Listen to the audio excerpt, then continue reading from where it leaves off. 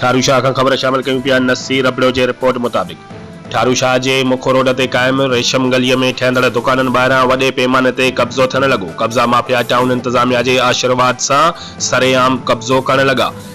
घिटी रेशम गली सोड़ी थी वई आहे। रहिवासियुनि जो एहतजाज, कब्ज़ो हटाइण जो मुतालबो।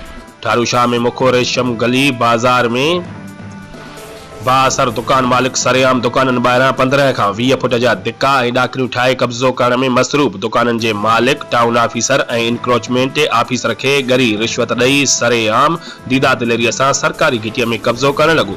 अहिड़े अमल ख़िलाफ़ गुलखान बबर, राजो खान ابڙو, मुमताज़ हिंगोरो ऐं ॿियनि चयो त असां अहिड़ियूं शिकायतूं टाउन आफीसर ऐं टाउन कमेटी जे ॿिए अमले खे कयूं आहिनि, पर हुननि जे कन ते का बि जूअ नथी सुरे।